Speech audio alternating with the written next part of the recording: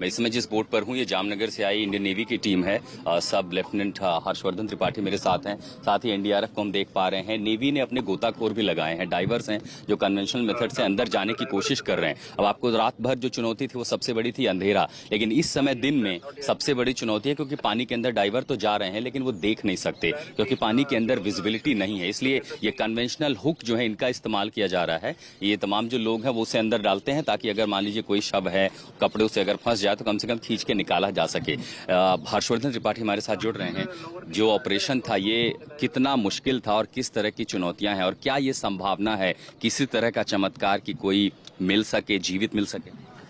नहीं, किसी के जीवित मिलने का तो कोई भी संभावना है नहीं, क्योंकि अगर आप पानी में डूबते हैं तो 5 से 10 मिनट के अंदर ही जो बच रहे हैं लोग वही बच पाते हैं। बाकी जैसे कि लोगों के परिजन और उनके घर वाले आ रखे हैं तो उनका शव उन्हें मिल जाए इसी उम्मीद से वो काफ़ी देर से यहाँ पर खड़े हुए हैं। अपनी का ऑपरेशन कब से शुरू हुआ था और कितनी चुनौतियां थी रात भर में? ये हमारा ऑपरेशन रात 2 बजे से शुरू है और हमारी वेरियस टीम्स यहाँ पे बांटी गई है और एक एक करके हम यहाँ पे कन्वेंशनल मेथड जो आपने अभी दिखाया हुक से उससे ही कोशिश कर रहे हैं कि हमें कुछ जो लोग मिसिंग है उनका कुछ ट्रेस में। डाइवर्स भेजे थे अंदर, क्या वो देखने में कुछ सक्षम है अंदर? विजिबिलिटी बहुत कम है क्योंकि पानी बहुत पोल्यूटेड है और बेसिकली डाइवर अभी क्रेन के हुक को फंसाएंगे और वो जो टूटा हुआ ब्रिज है उसको लिफ्ट करने का काम। एक तस्वीर दिखाते हैं हम, चूंकि ठीक नदी के ऊपर हैं और ये जो हिस्सा काफी सारा हिस्सा टूटा हुआ है। चूंकि हो सकता है संभवतः अगर उसका हिस्सा भी नीचे है तो उसके नीचे दबे हों, लेकिन चूंकि अब जो डेथ टोल है, मरने वालों की संख्या है वो पहले से काफी ज्यादा और गुमशुदा लोगों की टैली से वो मेल खाती है। अब क्रेन मंगाई गई है जिससे बड़ा सा जो हिस्सा है उसे ऊपर उठा लिया जाएगा। एक बार वहां से हट जाता है तो ये पूरा एरिया खाली हो जाएगा, पर्सनल्स के लिए और एक्सेसिबल हो जाएगा ताकि वो वहां पे जाकर के डाइव कर सकें। क्योंकि अभी अगर कहीं पर कोई हिस्सा बचा हुआ है तो वहां उसके नीचे देख पाना मुश्किल है। रात को मैं आपको बताऊं जब एक एक टुकड़े हटाए जा रहे थे और जैसे क्रेन उसे पुल करती थी फिर उसे लेजर के जरिए काटा जाता था, आग लगा करके उसे जलाया जाता था और एक एक हिस्सों को काटा जा रहा था। जैसे एक हिस्सा निकलता था उसके नीचे से शव निकलते थे। सबसे ज्यादा संभावना मरने वालों की किनकी है और वो क्यों है? बेसिकली आप देखेंगे तो एज ग्रुप जिनको स्विमिंग नहीं आती है उनका इस ब्रिज के नीचे दब जाना ज्यादा वल्नरेबल। आपने जो शव निकाले रात में उसमें सबसे ज्यादा कौन थे? उसमें बच्चे ही थे काफी और आई थिंक 1 या 2 महिलाएं थी। तो अपनी आंख के सामने जब मैंने 2 शव रात को निकलते हुए देखे थे, रोंगटे खड़े हो गए थे। वो बहुत मार्मिक दृश्य था। 8 साल 9 साल के बच्चे थे, भीड़ जब ज्यादा थी, महिलाएं थी, बहुत सारे लोगों की हमने तस्वीरें देखी कि वो गोता लगाने के बाद, तैरने के बाद निकल गए। कुछ लोग जो तारों के सहारे लटके हुए थे उनको भी निकालने में कामयाबी मिली। जो स्थानीय लोग थे, मजदूर काम कर रहे थे, उन्होंने उनको वहां से निकाल लिया। मुश्किल तब हुई जिनको तैरना नहीं आता था। बीती रात से जो ऑपरेशन चला था और ये अंदाजा था कि ये कई घंटे तक चलेगा, लगभग 15 घंटे का समय बीत चुका है और अब आखिरी चरण में है पूरा ऑपरेशन। ब्रिज का जो पूरा हिस्सा है चूंकि उसको काट करके निकाल लिया गया है, तो अब इस समय जब हम बात कर रहे हैं हमारे ठीक आसपास में ही लगभग 2 नेवी के गोताखोर है जो इस समय पानी के नीचे हैं। अब सबसे बड़ी मुश्किल ये है, रात में एक तो रोशनी नहीं थी, दिन में जो समस्या है वो ये कि जो गोताखोर अंदर गए वो ज्यादा देख नहीं सकते, पानी इतना गंदा है कि अंदर विजिबिलिटी नहीं है। तो जो पारंपरिक तरीका है वो ये है, इस तरह के हुक फेंके जा रहे हैं कि अगर कोई शव नीचे है, क्योंकि मेटल जो शीट थी जो चलने जिस पर ब्रिज थी, ब्रिज का लोहे का हिस्सा भारी भरकम था, वो नीचे गिरा है तो संभवतः उसके नीचे लोग दबे होंगे। अब ब्रिज हट गया है तो कहीं वो, क्योंकि नीचे कीचड़ है, काफी ज्यादा दलदल जैसी स्थिति है, तो ये हुक फेंका जा रहा है। और जब वो हुक फेंकते हैं तो इस कोशिश में कि जब उसे खींच रहे हैं अगर कोई शव है तो कम से कम उस कपड़ों में फंस के या शरीर में फंस के तो उसे कम से कम खींच के निकाला जा सके। हम नेवी की जो टीम है उन्हीं की नाव पर है इस समय और ठीक नदी के ऊपर ये जो ऑपरेशन है ये अपने आप में, क्योंकि जिस ऐसी घटना हुई है ये हाल फिलहाल के सालों में ऐसी घटना कहीं देखने को मिली नहीं है कि मानवीय नेग्लिजेंस जो है, ह्यूमन नेग्लिजेंस की वजह से इतनी बड़ी त्रासदी हो जाए कि कितने सारे लोग मारे जाते हैं। 100 से ज्यादा का आंकड़ा पार कर जाता है मरने वालों का, घायल अस्पताल में हैं और अब उनको कोशिश की जा रही है कि जो गुमशुदा है कम से कम उनके शव निकाले जा सकें। जहां तक नेग्लिजेंस की बात है कि जिस तरीके से कल पूरा रेस्क्यू ऑपरेशन चला, अंधेरे की वजह से काफी लाइटें लगानी पड़ी और फिर ये भी खबरें आ रही थी कि वहां पर चेक डैम है उसको तोड़ा जाएगा ताकि पानी थोड़ा कम किया जाए, जिसकी वजह से और आसानी से लोगों को ढूंढा जा सके। क्या वो काम हुआ था? बिल्कुल, रात में जो हिस्सा है यहाँ से थोड़ी दूर आके जाकर के देखिए अभी भी बुलडोजर है। अब चूंकि वो कंक्रीट स्ट्रक्चर है, आप समझिए आरसीसी से भी ज्यादा मजबूत। अब डैम जैसी अगर आप बनाते हैं कुछ तो आप समझिए कितना मजबूत होता है, इसीलिए वो जेसीबी 2 रात से लगे हुए हैं। लगभग 6 से 7 फीट का हिस्सा काटा जा चुका है। पानी जो कम हुआ है, चूंकि नदी में पानी ज्यादा है तो अब वो बहुत ही कम है, मतलब जितना उसे होना चाहिए था शायद उतना नहीं हो पाया है। इसीलिए यहाँ पर जो संख्या बल है, जो ह्यूमन रिसोर्स है, उसको बढ़ा दिया गया है। अब रात तक हम देख रहे थे एसडीआरएफ और फायर विभाग थी। 2 बजे रात के बाद जो है यहाँ पर नेवी की टीम पहुंच गई, जामनगर से, पोरबंदर से, उसके बाद वडोदरा से एनडीआरएफ की टीमें पहुंच गई हैं। भारतीय सेना भी अपनी जो कन्वेंशनल बोट है वो लेकर के यहाँ ऑपरेशन चला रही है। अब आप जो देखेंगे कि ये केंद्र राज्य की जितनी भी इस तरह की यूनिट है, जो रेस्क्यू फोर्स हैं, वो सब इस ऑपरेशन के नीचे। और अब हम आपको दिखा रहे हैं मैं ठीक हूँ कहाँ पे, ठीक उसी पुल के नीचे जो बीती शाम 6:10 पर टूटा। ठीक ये पुल है और इसी से अंदाजा लगाया जा सकता है लगभग 4 से 5 इंच मोटी वो तार, वो केबल, जिससे ये केबल ब्रिज टिका हुआ था। ठीक इसके ऊपर बीती शाम लोग निकले थे, बड़ी संख्या में निकले थे। एक तरफ से नहीं, दोनों जो दरवाजे थे, टिकट लगातार दी जा रही थी इस बात को देखे बिना कि कितने लोग अंदर पहुंच रहे हैं। सबसे बड़ी लापरवाही सिविल एडमिनिस्ट्रेशन की कि बिना गो अहेड के पुल खोला कैसे गया। पुलिस की लापरवाही कि अगर इतने सारे लोग जा रहे हैं, पुल खोल दिया गया है, भीड़ बढ़ रही है, तो क्राउड मैनेजमेंट जो स्टैंडर्ड प्रोटोकॉल होता है लॉ एंड ऑर्डर ड्यूटी में, वो क्यों नहीं किया गया। तो आप समझिए कि स्थानीय थाने से लेकर के यहाँ के नगर पालिका के अधिकारी और उसके साथ साथ ये जो कंपनी जो इसका संचालन करती है, हर कोई जिम्मेदार है। कोई अपनी जिम्मेदारी से बच नहीं सकता। ऐसा ना हो कि जो सरकारी तंत्र है वो सारा ठीकरा एक कंपनी पर फोड़ दे कि देखिए इन्होंने ज्यादा टिकट दिया था। भीड़ बढ़ती है तो पुलिस अपने आप कहीं भी पहुंच जाती है भीड़ मैनेज करने के लिए कि कोई हादसा ना हो। बहरहाल ये सवाल हम लगातार पूछ रहे हैं और उनके साथ आपको ये तस्वीरें दिखाएं जहां इस समय ठीक इस नदी के पानी के नीचे नेवी के डाइवर्स हैं। बड़ा जो पुल का हिस्सा है, बीती रात से कोशिश की जा रही थी, लगभग 200 मीटर इसकी लंबाई है, तो एक एक टुकड़े को खींच करके फिर उसे जला करके काटा जाता था, एक एक टुकड़ा निकाला जा रहा था। और मैं आपको बताऊं, जिस जगह पर हम खड़े हैं, बीती रात सबसे ज्यादा शव यहीं से निकाले गए थे। आप लोगों ने कितने शव रिकवर किए थे सर यहाँ से? 200। दो आपने रिकवर किए थे। अब इसके पहले मैं जिस टीम के साथ था उनको रिप्लेस करके अब ये दूसरी बोट लेकर के आए हैं। अलग अलग लगातार रिप्लेसमेंट भी चल रही है। वहां एनडीआरएफ के लोग हैं पुल के ठीक नीचे, क्योंकि यहीं पर लोहे का वो विशाल हिस्सा जो पुल था वो टूट करके आधे से ज्यादा हिस्सा पानी में गिरा। आप समझिए उसका वजन कई टन में था। वो गिरा होगा तो जो लोग, सबसे ज्यादा कैजुअलिटी जो थी और एंटीसिपेटेड थी कि महिलाओं और बच्चों की होगी, क्योंकि दौड़ भागने में वो अक्षम थे, तैर नहीं सकते थे। जो लोग तैर के निकल सकते थे निकल गए। अब पुल के ठीक नीचे देखिए, आधे हिस्से के आगे जो लोग थे वो तो निकल करके चले गए, लेकिन जितना सारा हिस्सा टूट के पानी में गिरा होगा, अब आप समझिए 200 मीटर लंबा और लगभग 5 से 6 फीट चौड़ा एक पुल, जिस पर 400-500 लोग, तो अंदाजा बोल वो संख्या ज्यादा भी हो सकती है, वो खड़े हों तो वो संख्या कुल मिला के कितनी हो सकती है, और जब टूटे तो कितने लोग उसके अंदर दबे होंगे। और वही संख्या दिखाई दे रही है जो मृतकों के आंकड़े अब तक आए हैं 135 से ज्यादा। लेकिन आशुतोष, सवाल तो अब ये भी है कि यहाँ पर ये कहा जा रहा है एनओसी नहीं लिया गया, क्योंकि जो नगर पालिका के अधिकारी हैं वो ये बात कह रहे हैं कि एनओसी लिया ही नहीं गया। लेकिन ये जिम्मेदारी तो सरकार की बनती है। सिर्फ आप ये कह के कि उन्होंने एनओसी नहीं लिया और आपका काम खत्म तो नहीं हो सकता। ये जिम्मेदारी आपकी थी कि वहां कितने लोग पहुंच रहे थे, क्योंकि हर बार दिवाली के ऐसे मौके पर इतनी भीड़ रहती है। कितनी भीड़ होगी, भीड़ का मैनेजमेंट जैसा आप भी सवाल उठा रहे हैं, प्लस एनओसी आप नहीं दे रहे उसके बिना, क्योंकि टिकट लगते थे। राजा महाराजाओं के वक्त का ये इतना पुराना पुल, टिकट यहाँ लग रहे हैं। टिकट को लेकर भी कई चीजें कही जा रही हैं कि ज्यादा टिकट के पैसे कमाने के लिए लोगों को एंट्री दे दी गई। देखिए, बिना एनओसी के तो आप अपने घर का छज्जा भी नहीं खड़ा कर सकते। ये तो फिर भी ऐतिहासिक पुल है, सालों से चल रहा है, हमेशा इतनी भीड़ होती है। कई सारी पुरानी तस्वीरें जो वायरल हुई हैं उसमें भी दिख रहा है कि यहाँ पर बहुत भीड़ आती है छुट्टियों के दिन। ऊपर से दिवाली के दिन जब इसे खोला गया, 5-6 महीने से बंद था। आइकॉनिक पहचान है मोरबी की, ये इसको सस्पेंशन सिग्नेचर ब्रिज भी कहा जाता है। तो अगर खुला था तो ये संभावना क्यों नहीं जताई कि इतनी भीड़ होगी। दूसरा, अगर परमिशन नहीं दी गई थी तो क्या नगर पालिका को 4-5 दिन तक पता ही नहीं चला? दिवाली के दिन से खुल गया है, ये ब्रिज खोल दिया गया है, लोग जा रहे हैं। अगर नहीं है तो लापरवाही किसकी है? क्या उन्होंने सिक्योरिटी क्लियरेंस दिया था, इसका स्ट्रक्चरल क्लियरेंस दिया था, स्ट्रक्चरल ऑडिट करके दिया था कि इसका भार कितना है? और दूसरा, कोई भी कंस्ट्रक्शन हम करते हैं, कोई भी चीज बनाते हैं, उसका एक तय भार होता है। तो ये जिम्मेदारी होती है उसे चलाने वाले की भी कि इससे ज्यादा लोग न जाएं, और ये नियम तय करना होता है वहां के स्थानीय प्रशासन को कि किसी भी हाल में इससे ज्यादा भार उस पर न पड़े। लेकिन इन सारे नियमों की न सिर्फ अनदेखी देखी हुई, बल्कि शायद इसे बहुत हल्के में लिया गया। लेकिन आशुतोष जरा जल्दी से पहले एक बार तस्वीर दिखा दीजिए, क्योंकि कल रात तक 10 से 12 बोट पानी में दिख रही थी। अभी ये संख्या कितनी है, रेस्क्यू ऑपरेशन किस ढंग से चल रहा है, कितने लोग अभी लापता बताए जा रहे हैं?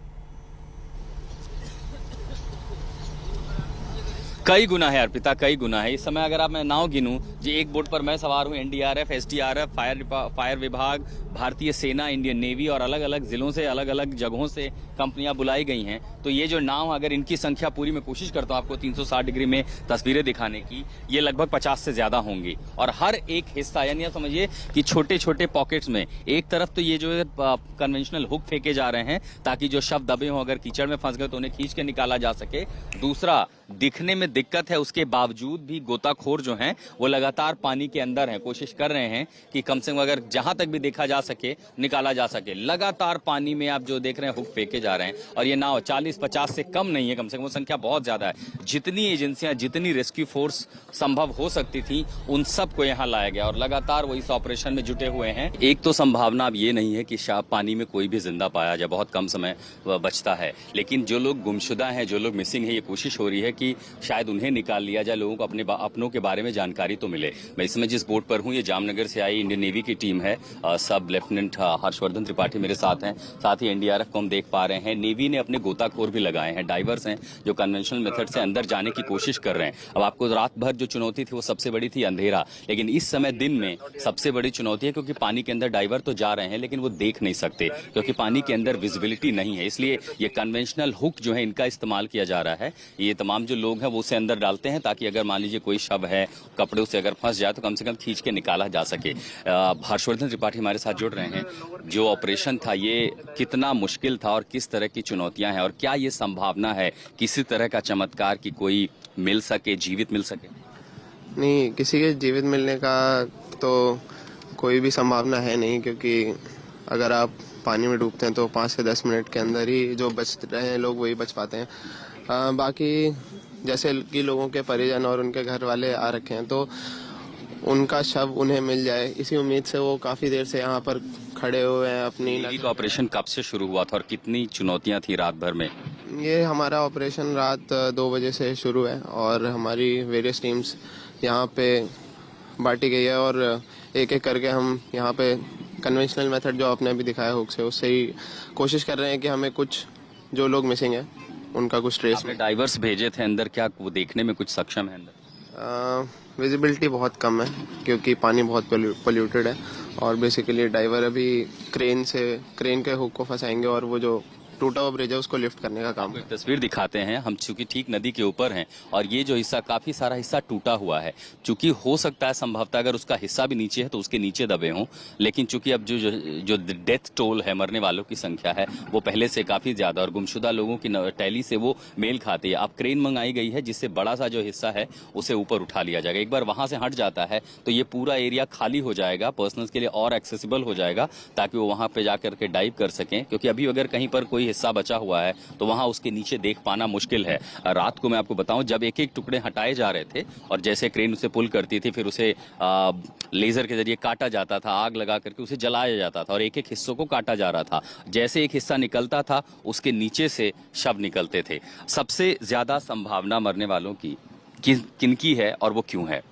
बेसिकली आप देखेंगे तो एज ग्रुप जिनको स्विमिंग नहीं आती है उनका इस ब्रिज के नीचे दब जाना ज्यादा वल्नरेबल। आपने जो शव निकाले रात में उसमें सबसे ज्यादा कौन थे? उसमें बच्चे ही थे काफी, और आई थिंक 1 या 2 महिलाएं थी। तो अपनी आंख के सामने जब मैंने 2 शव रात को निकलते हुए देखे थे, रोंगटे खड़े हो गए थे। वो बहुत मार्मिक दृश्य था। 8 साल 9 साल के बच्चे थे, भीड़ जब ज्यादा थी, महिलाएं थी, बहुत सारे लोगों की हमने तस्वीरें देखी कि वो गोता लगाने के बाद, तैरने के बाद निकल गए। कुछ लोग जो तारों के सहारे लटके हुए थे उनको भी निकालने में कामयाबी मिली। जो स्थानीय लोग थे, मजदूर काम कर रहे थे, उन्होंने उनको वहां से निकाल लिया। सबसे पहले आपको तस्वीरें दिखाते हैं, एरियल तस्वीरें, जिससे ये पता चलेगा कि आखिर कितना बड़ा मिशन, कितना बड़ा ऑपरेशन चलाया जा रहा है इस मच्छू नदी के ऊपर। हालांकि पानी 17 से 18 फीट है, लेकिन अंदर कीचड़ इतना है कि देखना कुछ भी मुश्किल है। ऊपर से पत्थर बहुत ज्यादा हैं, तो अब ये संभावना बेहद कम है कि अंदर शायद ही कोई और शव बचे हों। अभी 10-15 मिनट पहले 2 शव और निकाले गए हैं, लेकिन आखिरी कोशिश है कि जो गुमशुदा हैं कम से कम उनको निकाल लिया जाए। जितनी एजेंसियां हैं हर संभव कोशिश कर रही हैं, डाइवर्स अंदर हैं लेकिन देख नहीं पा रहे हैं। अब आपको मैं दूसरे हिस्से में ले जाता हूं ये समझने के लिए कि आखिर कल क्या हुआ होगा, कौन जिम्मेदार होगा। इस सस्पेंशन ब्रिज पर मैं जहां पर हूं, यहां से सस्पेंशन ब्रिज शुरू होता है। यहां से लोग आते हैं। ये एक ऐतिहासिक किला है, बहुत पुराना स्ट्रक्चर है जिस पर सस्पेंडेड एक प्लेटफॉर्म बनाया गया है। यहां से लोग गुजरते हैं। रास्ते भर कई जगहों पर ये डायरेक्टिव्स लिखे गए हैं कि यहां सीसीटीवी कैमरा है, आप निगरानी में हैं। साथ ही बोर्ड बनाए गए हैं जिस पर यह लिखा गया है कि भीड़ ना करें, ये संकेत लिखे गए हैं। साथ ही ये भी कहा कि अगर आप सेल्फी ले रहे हैं तो आप बचें। और अब मैं आपको उस हिस्से पर आज तक पे हम अपने तमाम दर्शकों को वो तस्वीरें दिखाएंगे जो बेहद चौंकाने वाली हैं। ये वो केबल है, इसी के जरिए ये सस्पेंशन ब्रिज टिका हुआ था। 2 केबल होते हैं रोपवे की तरह, जिसके साथ पूरे ब्रिज को केबलों से जोड़ा जाता है। मसलन ये ऊपर का हिस्सा, इससे तार लटकते हैं नीचे और उसके ऊपर ये प्लेटफॉर्म टिका हुआ होता है। ये तार किस तरह टूटा है, ऐसे ऐसे न जाने इसमें 60-70 तार हैं और इनको मिला के जो इनकी मोटाई होती है ये 4 से 5 इंच की है। अब आप समझिए अगर ऐसा तार टूटा है तो कितना वजन होगा इसे तोड़ने के लिए। अब दूसरी तरफ लिए चलते हैं। ये बहुत सारे सवाल खड़े करती हैं, लेकिन फिलहाल इन तस्वीरों को देखना जरूरी है। ये वो दरवाजा है, रात को इसको बंद किया जाता है, लेकिन इसी के जरिए आप घुसते हैं सस्पेंशन ब्रिज के। मैं ठीक सस्पेंशन ब्रिज के बिल्कुल नीचे खड़ा हूं, बिल्कुल उसी जगह पे। यहां तक पत्थर है, इसके बाद 2 कदम और पत्थर है, लेकिन अगर मैंने तीसरा कदम बढ़ाया तो आगे कुछ नहीं है, क्योंकि यहीं से वो पुल टूट गया था। ठीक मेरे पीछे लटका हुआ हिस्सा आप देख रहे हैं, यहां से पुल टूट गया था। लोग यहां से आगे बढ़ रहे थे, दूसरी तरफ से आ रहे थे। यहां से भीड़ ज्यादा थी, जो प्रत्यक्षदर्शियों ने हमें बताया, क्योंकि जिस तरफ हम हैं उसी तरफ रिहायशी इलाका बहुत ज्यादा है, भीड़ यहीं है और इसीलिए यहाँ पर प्लेटफॉर्म है, तो लोग यहाँ से टिकट लेकर चढ़ के आ रहे थे। जब ये पुल टूटा वहां कितने लोग थे, क्या हालात थे, उसकी एक तस्वीर मैं दिखाऊं, वो बेहद मार्मिक लगती है कि यहाँ मुझे दिखता क्या है। ये पानी की बोतलें, जो लोग आए थे ब्रिज पर देखने के लिए, हाथ में पानी की बोतल थी। ये किसी एक बच्चे का जूता है। अब देखिए, जो सबसे ज्यादा मारे गए हैं लोग हैं, उनमें सबसे ज्यादा संख्या महिलाओं और बच्चों की है, सो उसमें भी छोटे छोटे बच्चे। ये किसी बच्चे का जूता है जो यहाँ पर रह गया। जब भगदड़ की स्थिति हुई होगी, न जाने कितने भाग पाए, न जाने कितने बच पाए, निकलने में कामयाब हुए, लेकिन एक ही बच्चे का यहाँ जूता रह गया है। ये वो मेटल प्लेटफॉर्म है। आप सोचिए कि उसके ऊपर इस तरह के प्लेटफॉर्म लगे थे, जब तार लगाए गए ताकि लोग इस पर चल सके, इसी पर लोग चलते होंगे। ये आप देख रहे हैं, ये मोटा सा नट बोल्ट है। इस आकार का नट बोल्ट ये पूरी तरह से टेढ़ा हो चुका है। इससे अंदाजा लगाया जा सकता है कि भार कितना पड़ा होगा कि इस तरह के जाइंट साइज के नट बोल्ट भी ढीले पड़ गए। आप समझिए कि लगभग टूट भी सकता था, पूरी तरह से ये टेढ़ा हो चुका है। इसके साथ साथ इस तरह के तार इस स्ट्रक्चर से जुड़े हुए हैं। जहां रोपवे शुरू होता है सस्पेंशन ब्रिज, हर एक हिस्से को उससे जोड़ा जाता है। इतने मोटे मोटे तार हाथी भी नहीं तोड़ सकते, लेकिन ये टूट गए। अब ये हिस्सा देखिए, सब कुछ पूरी तरह से छितर बितर हो चुका है, टूट चुका है। ये मोटे पिलर हैं जिस पर ये पूरा सस्पेंशन ब्रिज टिका हुआ है। दरअसल एक हाइड्रोलिक के साथ केबल का एक हिरा बंधा होता है और ऊपर एक सर्कल, आप देखिए इसको थोड़ा फ्लेक्सिबल रखते हैं। अगर ये हार्ड सरफेस होगा, बिल्कुल ना हिले, तो और जल्दी टूट जाएगा। दरअसल लचीला होता है, लचीला फिजिक्स के हिसाब से, ताकि वो वजन ले तो थोड़ा झूल सके और टूटे ना। उसके बावजूद इस मोटे खंभे का ये हिस्सा, या तो यहाँ लापरवाही थी कंस्ट्रक्शन निर्माण कार्य में, या फिर वाकई भीड़ बहुत ज्यादा थी। मरम्मत के नाम पर हुआ क्या था, दरअसल आपको ये दिखाना चाहता हूँ। 2 करोड़ रुपए में एक सस्पेंशन ब्रिज की मरम्मत हो जाए, पहले तो ये आंकड़ा ही अपने आप में बड़ा अजीब सा लगता है। मरम्मत के नाम पर ये जो पुल है, मैं इसको देख रहा हूँ, इसका एक गेट है अंदर जाने के लिए। इस पे थोड़ी सी चकाचौंध है, ये चमक रहा है, चांदी जैसी चमका दी गई है, पेंट है जो कि। और उसके बाद जब आप आगे आते हैं तो मरम्मत में और क्या देखने को मिलता है, ब्रिज के इस हिस्से पे नीचे हरा रंग है, यानी इस पर भी पेंट किया हुआ है। हाँ, ये शिकायत जरूर थी कि जब आप ब्रिज जो जुड़ा हुआ है, जो उस पर चलते हैं, तो ये इस तरह का प्लेटफॉर्म है। ये सरफेस आप देख रहे हैं, इसी पर पैर रखते हैं, इसी से इतनी चौड़ाई है, लगभग 1 से 2, ये 3 से 3.5 फुट की चौड़ाई है। ये सारे प्लेट बदल दी गई थी, ये वो चौड़ाई का हिस्सा है। अब इस समय मैं उस ब्रिज पर ही खड़ा हूं जहां से इस ब्रिज की शुरुआत होती थी, लेकिन चूंकि इसके नीचे कंक्रीट स्ट्रक्चर है, ये टिका हुआ है, इसके आगे ब्रिज नहीं है, यहां से सस्पेंडेड ब्रिज शुरू होता था।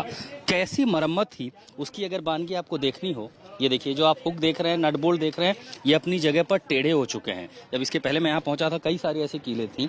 ये देखिए, उदाहरण के तौर पर इस तरह की बोल्ट को टेढ़ा होने में कितना वजन चाहिए होगा, आप इससे समझ सकते हैं कि ये किस तरह का ऑडिट किया गया था। तारों के टुकड़े काफी गवाह हैं। और अगर मैं कुछ देख पा रहा हूँ, एक बच्चे का जूता है। महिलाएं बच्चे सबसे ज्यादा जो कैजुअलिटी में इसीलिए शामिल हैं क्योंकि वहां से भागने का उनको मौका ही नहीं मिला। और सीसीटीवी जो फुटेज है वो गवाह है कि आखिर अचानक कैसे संभलने का भी मौका लोगों को नहीं मिला होगा। इसके इतर ऑडिट में और क्या देखा जाता है, सस्पेंडेड ब्रिज जिस पर टिका होता है वो होती है एक मोटी तार, 2 बड़ी केबल और उस बड़ी केबल के साथ छोटे छोटे केबल टिकते हैं जिस पर प्लेटफॉर्म टिकाया जाता है। अब ये वो मोटा हिस्सा है। अगर मैं मरम्मत के नाम पर कहूँ, थोड़ा कैमरा नजदीक लाए, मैं को दिखाने की कोशिश करता हूँ। अब आप अगर देखेंगे इस मोटी केबल को बनाने के लिए ऐसे ऐसे और केबल हैं और इस एक केबल को बनाने के लिए पतली केबल्स को लपेट के एक केबल तैयार की गई, यानी पतली केबल से एक मोटी केबल और इसको लपेट के एक बेहद मोटी केबल। लेकिन अगर आप ये देखिए जंग लगने के बाद कैसे एक एक परत छूटती है, वो उसकी बानगी मुझे यहाँ दिखाई पड़ती है।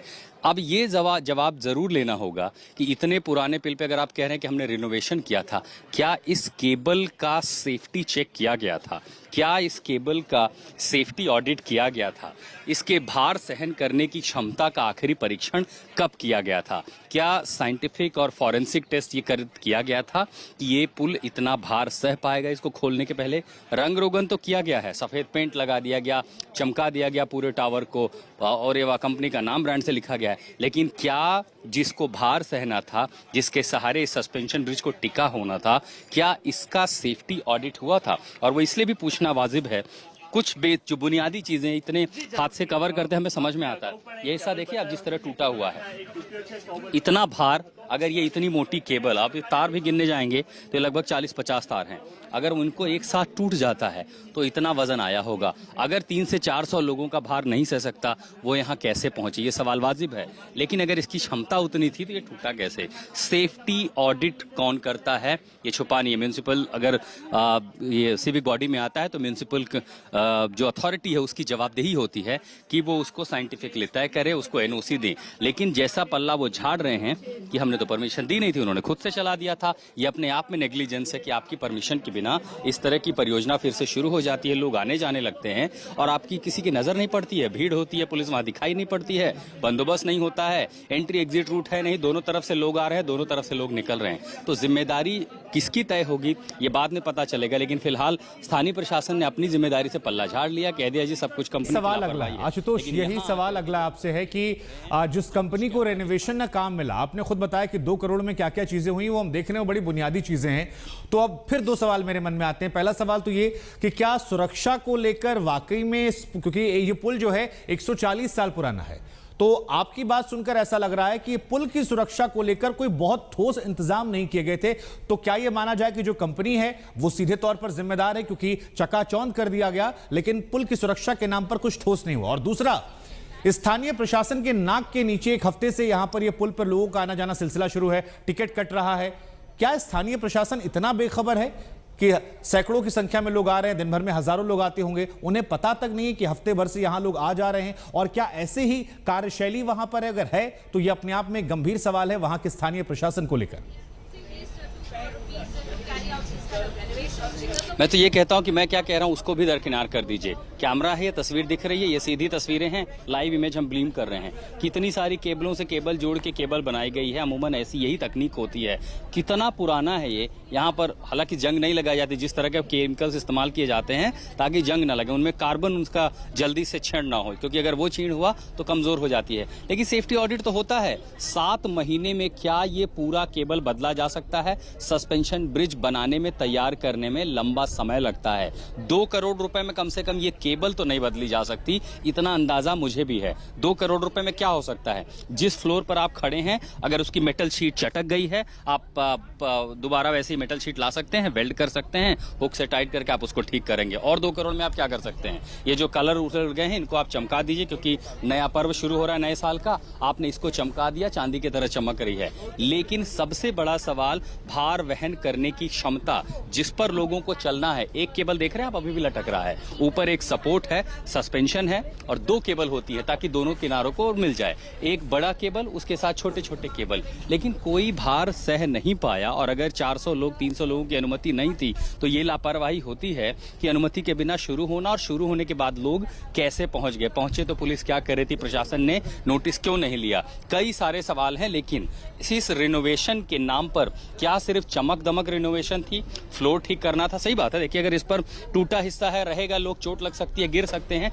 उसे सही करना है। लेकिन आखिरी सेफ्टी ऑडिट, फायर ऑडिट कब किया गया था इसकी सेफ्टी चेक कब किए गए थे इन केबल्स की, कि इनके भार वहन सहन करने की क्षमता कब टेस्ट की गई थी, ये अपने आप में बड़ा सवाल है। मैं जहां पर हूं, यहां से सस्पेंशन ब्रिज शुरू होता है, यहां से लोग आते हैं। ये एक ऐतिहासिक किला है, बहुत पुराना स्ट्रक्चर है जिस पर सस्पेंडेड एक प्लेटफॉर्म बनाया गया है। यहां से लोग गुजरते हैं। रास्ते भर कई जगहों पर ये डायरेक्टिव्स लिखे गए हैं कि यहां सीसीटीवी कैमरा है, आप निगरानी में हैं। साथ ही बोर्ड बनाए गए हैं जिस पर यह लिखा गया है कि भीड़ ना करें, ये संकेत लिखे गए हैं।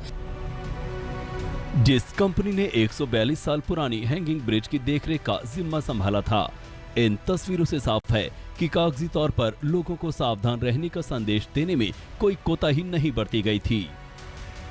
लेकिन जितनी जगह हैं, आप एक चीज नोटिस करेंगे कि हर गेट पर इस तरह के बोर्ड लगाए गए हैं जिस पर लिखा गया कि झूलता पुल नहीं, जिसका ये मतलब है सीधे सीधे कि बड़ी संख्या में यहाँ ना खड़े। और इतना ही नहीं, भीड़ के लिए देखें यहाँ पर इस तरह के संकेत भी लगाए गए हैं कि इस पर भीड़ ना करें। खासकर कई लोग सेल्फी लेने जाते हैं तो उससे बचें। यानी ये चेतावनी कई जगहों पर रखी गई है। दूसरा, पीछे अगर हम अब देख रहे हैं तो वहां लगाया गया कि आप सीसीटीवी की निगरानी में है। जैसे आप प्रवेश करते हैं तो पीछे की तरफ एक सीसीटीवी वार्निंग भी दी गई है। यानी लोगों को, प्रशासन को, व्यवस्थापकों को यह अंदाजा था कि यहाँ कितने लोग पहुंच रहे हैं, बावजूद उसकी लापरवाही कैसी। और अब मैं जहां खड़ा हूं, देखिए ठीक मेरे पीछे यहाँ सीसीटीवी भी लगा हुआ है। अब दोनों तरफ से लोग टिकट लेकर के ब्रिज पर पहुंच रहे थे, इस पतले से सकरे से रास्ते हुए जो कि सस्पेंडेड है, ये भी हवा में किले से लटका हुआ है। अब इससे अगर लोग पहुंच रहे हैं, देखिए सीसीटीवी कैमरा है, यानी उन्हें अंदाजा था कि कितने लोग आखिर यहाँ पर आ रहे हैं, कैसे पहुंच रहे हैं।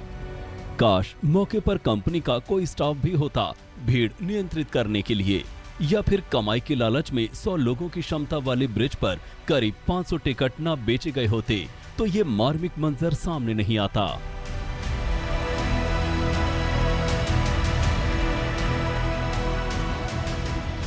जब ये पुल टूटा वहां कितने लोग थे, क्या हालात थे, उसकी एक तस्वीर मैं दिखाऊं, वो बेहद मार्मिक लगती है कि यहाँ मुझे दिखता क्या है। ये पानी की बोतलें, जो लोग आए थे ब्रिज पर देखने के लिए, हाथ में पानी की बोतल थी। ये किसी एक बच्चे का जूता है। अब देखिए, जो सबसे ज्यादा मारे गए हैं लोग हैं, उनमें सबसे ज्यादा संख्या महिलाओं और बच्चों की है। सो उसमें भी छोटे छोटे बच्चे। ये किसी बच्चे का जूता है जो यहाँ पर रह गया। जब भगदड़ की स्थिति हो गई होगी, न जाने कितने भाग पाए, न जाने कितने बच पाए, निकलने में कामयाब हुए, लेकिन एक ही बच्चे का यहाँ जूता रह गया है।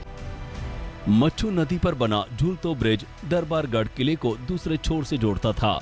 हादसे के बाद की ये तस्वीर देखिए, जिस केबल के सहारे ब्रिज टिका था वो केबल टूट गया। मैं आपको उस हिस्से पर आज तक पे हम अपने तमाम दर्शकों को वो तस्वीरें दिखाएंगे जो बेहद चौंकाने वाली हैं। ये वो केबल है, इसी के जरिए ये सस्पेंशन ब्रिज टिका हुआ था। 2 केबल होते हैं रोपवे की तरह, जिसके साथ पूरे ब्रिज को केबलों से जोड़ा जाता है। मसलन ये ऊपर का हिस्सा, इससे तार लटकते हैं नीचे और उसके ऊपर ये प्लेटफॉर्म टिका हुआ होता है। ये तार किस तरह टूटा है, ऐसे ऐसे न जाने इसमें 60-70 तार हैं और इनको मिला के जो इनकी मोटाई होती है ये 4 से 5 इंच की है। अब आप समझिए, अगर ऐसा तार टूटा है तो कितना वजन होगा इसे तोड़ने के लिए। अब दूसरी तरफ लिए चलते हैं। ये बहुत सारे सवाल खड़ी करती हैं, लेकिन फिलहाल इन तस्वीरों को देखना जरूरी है। ये वो दरवाजा है, रात को इसको बंद किया जाता है, लेकिन इसी के जरिए आप घुसते हैं सस्पेंशन ब्रिज के। मैं ठीक सस्पेंशन ब्रिज के बिल्कुल नीचे खड़ा हूं, बिल्कुल उसी जगह पे। यहां तक पत्थर है, इसके बाद 2 कदम और पत्थर है, लेकिन अगर मैंने तीसरा कदम बढ़ाया तो आगे कुछ नहीं है, क्योंकि यहीं से वो पुल टूट गया था। ठीक मेरे पीछे लटका हुआ हिस्सा आप देख रहे हैं, यहां से पुल टूट गया था। लोगों की भीड़ से सस्पेंस ब्रिज चरमरा कर गिर गया। जिन नट बोल्ट पर ब्रिज को जोड़े रखने का जिम्मा था वो लोगों के बोझ से टेढ़े हो गए।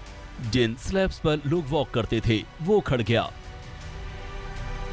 ये वो मेटल प्लेटफॉर्म है। आप सोचिए कि उसके ऊपर इस तरह के प्लेटफॉर्म लगे थे, जब तार लगाए गए ताकि लोग इस पर चल सके, इसी पर लोग चलते होंगे।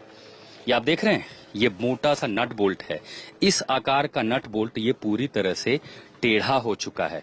इससे अंदाजा लगाया जा सकता है कि भार कितना पड़ा होगा कि इस तरह के जाइंट साइज के नट बोल्ट भी ढीले पड़ गए। आप समझिए कि लगभग टूट भी सकता था। पूरी तरह से ये टेढ़ा हो चुका है। इसके साथ साथ इस तरह के तार इस स्ट्रक्चर से जुड़े हुए हैं। जहां रोपवे शुरू होता है सस्पेंशन ब्रिज, हर एक हिस्से को उससे जोड़ा जाता है। इतने मोटे मोटे तार हाथी भी नहीं तोड़ सकते, लेकिन ये टूट गए। अब ये हिस्सा देखिए, सब कुछ पूरी तरह से छितर बितर हो चुका है, टूट चुका है। ये मोटे पिलर हैं जिस पर ये पूरा सस्पेंशन ब्रिज टिका हुआ है। दरअसल एक हाइड्रोलिक के साथ केबल का एक हिरा बंधा होता है और ऊपर एक सर्कल, आप देखिए, इसको थोड़ा फ्लेक्सिबल रखते हैं। अगर ये हार्ड सरफेस होगा, बिल्कुल ना हिले, तो और जल्दी टूट जाएगा। दरअसल लचीला होता है, लचीला फिजिक्स के हिसाब से, ताकि वो वजन ले तो थोड़ा झूल सके और टूटे ना। उसके बावजूद इस मोटे खंभे का ये हिस्सा, या तो यहाँ लापरवाही थी कंस्ट्रक्शन निर्माण कार्य में, या फिर वाकई भीड़ बहुत ज्यादा थी। ये आप देख रहे हैं, ये हिस्सा, मैं चाहूंगा कैमरामैन थोड़ा सा आगे आए, मैं आपको दिखाऊं।